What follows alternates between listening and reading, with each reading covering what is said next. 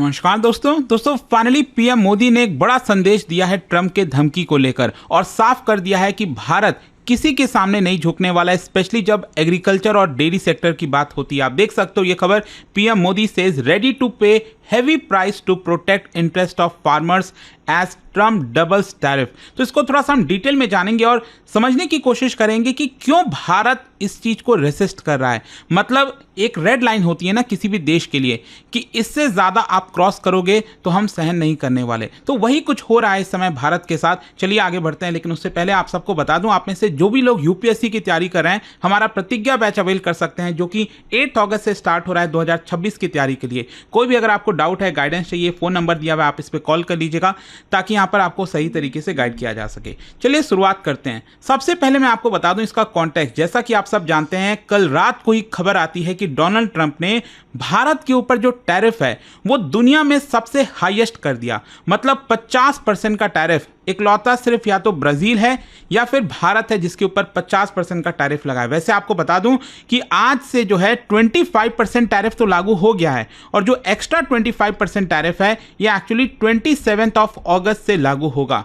खैर, यहां पर ट्रंप का यह कहना है कि भारत जो है बार बार रशियन ऑयल खरीद रहा है, इसकी वजह से हम ये टैरिफ को डबल कर रहे हैं। और क्योंकि भारत और यूएस के बीच में कोई भी ट्रेड डील नहीं हो पाई है, एंड दैट इज वाई यहां पर भारत के ऊपर टैरिफ लगाया जा रहा है। लेकिन क्या होता है आज मैं आपको बताता हूं। यहां पर पीएम मोदी संबोधित कर रहे थे, स्पीच दे रहे थे। एक्चुअली एमएस स्वामीनाथन आप सब जानते होंगे, तो उनके द्वारा उनको एक प्रकार से ऑनर करने के लिए एक एग्रीकल्चर इवेंट था और इसी में उनका स्पीच आ रहा था जिसके तहत उन्होंने ये बोल दिया, क्योंकि ये एग्रीकल्चर से रिलेटेड था। तो यहां पर पीएम मोदी ने देखिए क्या बोला, for the sake of our farmers, dairy workers and fisherman, हमारे किसानों के लिए, डेयरी वर्कर्स के लिए और मछुआरों के लिए, we are not going to kneel, हम किसी के सामने नहीं झुकने वाले।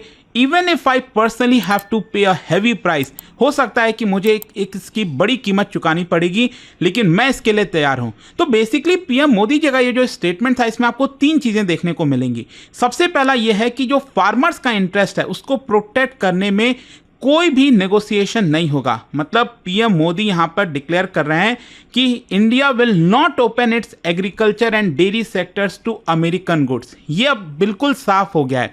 देखो अभी तक क्या है कि डायरेक्टली कोई बयान नहीं आ रहा था पीएम मोदी का, ऑफिशियल स्टेटमेंट्स वगैरह जारी किए जा रहे थे, लेकिन अब मामला आर या पार का हो गया है और इसीलिए यहां पर पीएम मोदी ने कह दिया है कि एग्रीकल्चर और डेयरी सेक्टर ये अमेरिकन गुड्स के लिए ओपन नहीं किया जाएगा, भले यहां पर कितना भी डिप्लोमेटिक ब्लोबैक भारत को देने की कोशिश की जाए।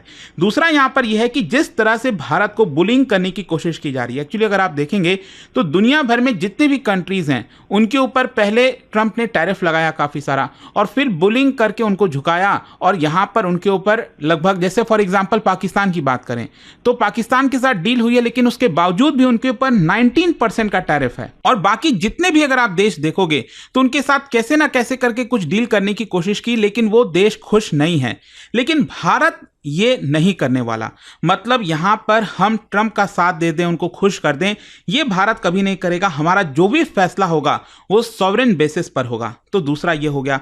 तीसरा, यहां पर पीएम मोदी ने एक्नॉलेज किया कि हो सकता है कि उनको इसकी कीमत चुकानी पड़े पॉलिटिकली या फिर ग्लोबल फोरम में, एक प्रकार से भारत को अलग थलग करने की कोशिश की जाए, लेकिन ये एक ऐसा समय है जहां पर सबको एक साथ आने का समय आ चुका है कि हम एक साथ रहें ताकि ये मुसीबत से आगे निकल सकें। खैर, यहां पर आपको समझना ये होगा कि ये पूरा ट्रेड फॉल आउट हुआ कैसे। देखिए, एक सबसे इंपॉर्टेंट चीज है कि पूरा का पूरा जो मामला है ना भारत और यूएस के बीच में, जो ट्रेड डील में रुकावट हुई है, वो वैसे तो कई चीजें हो सकती हैं, लेकिन जो सबसे इंपॉर्टेंट है वो है आपका एग्रीकल्चर एंड डेयरी।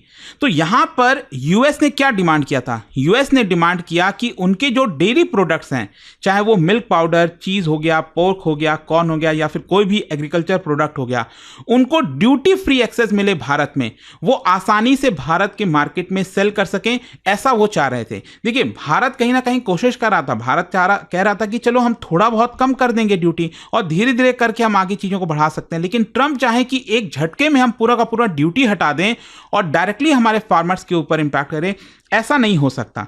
तो ये ड्यूटी फ्री करना ये बिल्कुल भी एक्सेप्टेबल नहीं था, लेकिन यूएस ये चाहता था। और दूसरा एक और बहुत इंपॉर्टेंट चीज है, ये एक्चुअली फेथ से जुड़ा हुआ मामला है।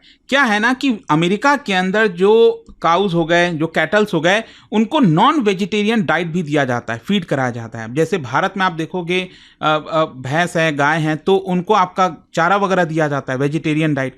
लेकिन वहां पर कई बार नॉन वेजिटेरियन डाइट दिया जाता है, तो ऑब्वियस सी बात है उनसे जो मिल्क है, उनसे जो प्रोडक्ट बनेगा तो वो भारत में एक्सेप्टेबल नहीं होगा। और भारत ने एकदम क्रिस्टल क्लियर कर दिया कि हम इसको भारत में एक्सेप्ट नहीं कर सकते। लेकिन डोनाल्ड ट्रंप चाहते हैं कि नहीं, वो अलाउ किया जाए भारत में इस तरह के प्रोडक्ट्स।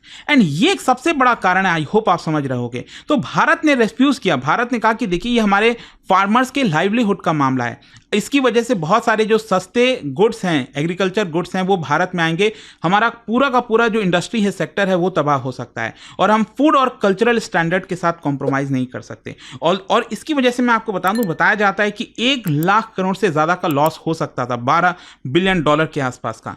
और इस दूसरा, यहां पर आप सब जानते हैं कि ये पूरा ट्रेड डील नहीं हो पाया, क्योंकि एक तो अभी क्या है कि डोनाल्ड ट्रंप ने पहले ही 25% लगा दिया था और अब 50% कर दिया। और डोनाल्ड ट्रंप ये चाह रहे हैं कि हम यहां पर रशिया का ऑयल ना खरीदें। क्यों ना खरीदें?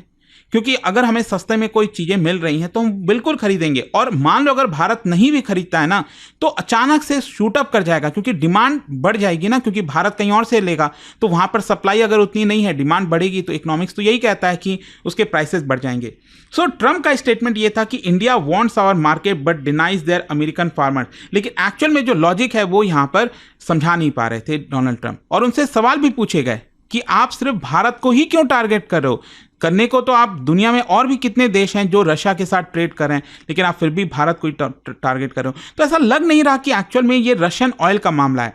कुछ ना कुछ तो ऐसी चीजें हैं बैकग्राउंड में, क्या चल रही हैं क्या नहीं, ये अभी आगे देखनी होंगी। लेकिन देखो, ओवरऑल यहां पर व्हाट इज एट स्टेक, अगर हम भारत के पर्सपेक्टिव से बात करें तो नो डाउट हमारे इकोनॉमी को, हमारे एक्सपोर्ट को थोड़ा लॉस होगा।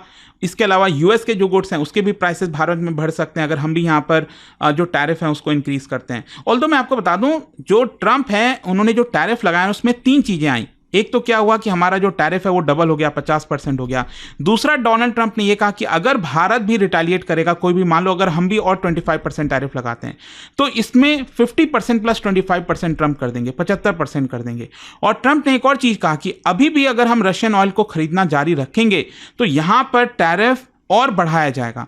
तो ये 3 चीजें आई हैं। जहां तक फार्मर्स का सवाल है, देखो पीएम मोदी ने एक स्ट्रांग स्टैंस लिया है फार्मर्स के लिए और रीअश्योर किया हमारे फार्मर्स को, डेयरी सेक्टर के वर्कर्स को कि चिंता मत करो, यहां पर हम मार्केट को ओपन नहीं करने वाले। साथ ही साथ लोकल डेयरी, फिशरी और एग्रीकल्चर सेक्टर ये प्रोटेक्ट रहेंगे, इस तरह का संदेश दिया रहा है चुनाव के पहले भी, क्योंकि चुनाव में भी इसका काफी महत्व होता है। जहां तक यूएस इंडिया रिलेशंस का सवाल है, तो देखो ये काफी इंपैक्ट कर सकता है। कहने को तो ये सिर्फ एक टैरिफ और डील को लेकर मामला हो रहा है, लेकिन ओवरऑल पर्सपेक्टिव से, चाहे वो स्ट्रैटेजिक, सिक्योरिटी, इंडो पैसिफिक, हर मामले में ये इंपैक्ट करने वाला है। लेकिन देखो यहां पर कई लोगों के सवाल ये भी आ सकते हैं मन में कि ऐसा क्या है, क्यों नहीं हम अपना एग्रीकल्चर और डेयरी सेक्टर आपका ओपन कर दें अमेरिका के लिए और ये टैरिफ से बच जाएं। उसका सवाल का जवाब मैं आपको देता हूं। देखो, अगर हम एग्रीकल्चर की बात करें तो ये रूरल इंडिया का बैकबोन है। इसकी इकोनॉमिक इंपॉर्टेंस आप समझिए, 18% ये भारत की जीडीपी में कंट्रीब्यूट करता है, 43%, और ये बहुत इंपॉर्टेंट है, भारत की लगभग आधी आबादी डायरेक्टली इनडायरेक्टली एग्रीकल्चर पर डिपेंडेंट है। तो कैसे हम उनको अकेला छोड़ सकते हैं? ये लाइवलीहुड का सवाल बन जाता है। और फिर इसके अलावा यहां पर भारत जो है लार्जेस्ट प्रोड्यूसर है कई सारे आपके आइटम्स के, जैसे पल्सेस हो गया, स्पाइसेस हो गए, मिल्क, टी, जूट। इसके अलावा यहां पर हम टॉप प्रोड्यूसर्स हैं rice, wheat, sugarcane, cotton, fruits, vegetables में। 55% लैंड हमारा कल्टिवेटेड है जो कि एग्रीकल्चर के लिए यूज किया जाता है। और कहीं ना कहीं इसका डायरेक्ट लिंक आपको रूरल इकोनॉमी के साथ देखने को मिलेगा, क्योंकि लोगों की कमाई किससे हो रही है? एग्रीकल्चर से हो रही है। अगर एग्रीकल्चर को नुकसान होगा तो उनकी इनकम डिक्रीज होगी, इनकम डिक्रीज होगी मतलब रूरल कंजम्पशन कम हो जाएगा और हमारे जीडीपी के ऊपर इंपैक्ट करेगा। तो ये जो सेक्टर है ना, ये डायरेक्टली बाकी के सेक्टर्स को भी इंपैक्ट करता है, चाहे फर्टिलाइजर है, tractor, agri machinery, rural finance, micro credit, तो हर एक चीज इंटरलिंक्ड है। तो इसको तो हम अबैंडन कर ही नहीं सकते हैं। फिर दूसरा, अगर हम डेयरी सेक्टर की बात करें तो आप सब जानते हैं भारत में व्हाइट रेवोल्यूशन आया था। आज के डेट में सबसे बड़ा प्रोड्यूसर है मिल्क का भारत। 230 मिलियन मेट्रिक टन्स ये प्रोड्यूस किया गया था मिल्क भारत के अंदर, और लगभग 80 मिलियन रूरल हाउसहोल्ड्स इन्वॉल्व हैं डेयरिंग में। यहां पर अक्सर मेन सोर्स ऑफ इनकम बन जाता है स्मॉल और मार्जिनल फार्मर्स के लिए जो डेयरी सेक्टर है, जिसमें महिलाएं रूरल एरियाज में काफी ज्यादा इन्वॉल्व रहती हैं। और इसका सोशल इंपैक्ट मैं आपको बताता हूं। बेसिकली क्या है कि मान लीजिए एग्रीकल्चर में कई बार प्रॉब्लम आती है कि मानसून आया नहीं आया, लॉस हो गया, तो एक प्रकार से कुशन का काम करता है। जो डेयरी सेक्टर है हमारे फार्मर्स के लिए कुशन का काम करता है कि यहां से इनकम नहीं आई तो चलो यहां से थोड़ी बहुत इनकम आ जाती है। तो it plays a big role in women empowerment, child nutrition and local cooperative economies, जैसे अमूल वगैरह हो गए। तो इन सारी चीजों को देखते हुए ऑब्वियस सी बात है भारत को भी कोई ना कोई मेजर्स लेना पड़ेगा, देखना पड़ेगा कि क्या शायद भारत भी यहां पर उल्टा टैरिफ लगाएगा। वो तो बात की बात है, लेकिन भारत अपने आप को प्रिपेयर करने की कोशिश कर रहा है। जैसे 20,000 करोड़ का एक्सपोर्ट मिशन जो है वो हम लॉन्च कर रहे हैं, ताकि जो पूरा सपोर्ट है हमारे एक्सपोर्टर्स को, जो नुकसान होगा वो प्रोवाइड किया जा सके। फिर इसके अलावा यहाँ पर यूएस की जो हिपोक्रेसी है उसको हाईलाइट किया जा रहा है इंटरनेशनल लेवल पर, कि रशिया से हम ऑयल खरीद रहे हैं, आपको इसमें दिक्कत हो जा रही है। और दुनिया को याद दिला रहे हैं कि भारत कोई भी इंटरनेशनल लॉ वायलेट नहीं कर रहा है, क्योंकि ध्यान से समझिएगा, अभी तक यूएन ने बैन नहीं किया है रशिया के साथ ट्रेड करना, यूनाइटेड नेशंस ने बैन नहीं किया है। ये तो अमेरिका कह रहा है ना, ट्रंप कह रहा है। तो क्या ट्रंप कहना मतलब जो ट्रंप कहेगा क्या वो पूरी दुनिया के ऊपर लागू होगा? ये तो नहीं माना जा सकता। फिर जियोपॉलिटिकल मैसेज भी है, India remains committed to being pole in multipolar world. यहां पर यूएस सोचे कि उसी के इर्द गिर्द सब कुछ चीजें घूमेंगी, तो ऐसा नहीं हो सकता। बहुत सारे देश अब एक साथ आ रहे हैं, ब्राजील, रशिया, अभी पीएम मोदी चाइना भी जाने वाले हैं, तो काफी कुछ बदल सकता है। और इसका हिस्टोरिकल पैरेलल भी है। अगर आप इतिहास में देखोगे तो 1970s में भी एक ऐसा ही मौका आया था जब अमेरिका हमारे ऊपर दबाव डाल रहा था कि nuclear non proliferation treaty sign कर दो, लेकिन इंदिरा गांधी जी ने वो साइन करने से मना कर दिया। 1998 में अटल बिहारी वाजपेयी जी के समय आपको याद होगा, भारत का जो न्यूक्लियर टेस्ट हुआ था तो हमारे ऊपर सैंक्शंस लगाए गए, धमकी दी गई, तो इससे भी भारत नहीं झुका। तो वही चीज कहीं ना कहीं भारत को थोड़ी बहुत कीमत चुकानी पड़ी, लेकिन हमारी जो सॉवरेनिटी है उसको हमने असर्ट करके रखना, उसको बिकने नहीं दिया। जस्ट लाइक पाकिस्तान, अगर आप देखो, पाकिस्तान तो कभी भी चला जाए जब जस्ट उसको पैसे मिलने चाहिए।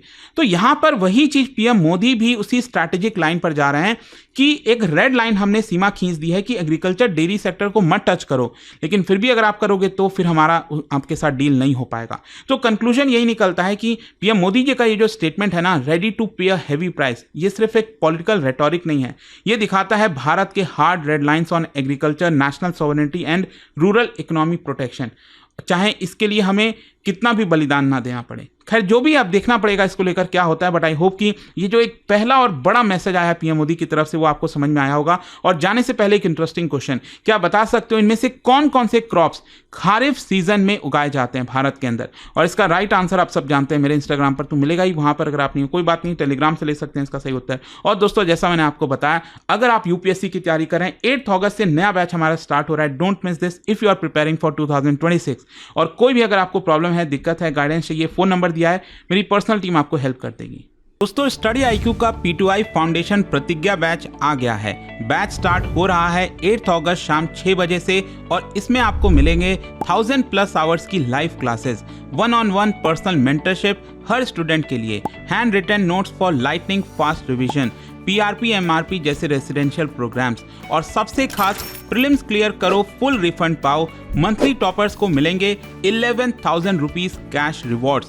तो सीट्स लिमिटेड हैं, अभी डिसीजन लो। Download study IQ app, search करो P2I Pratigya batch, select target year and use code Ankit live ANKITLIVE for maximum discount.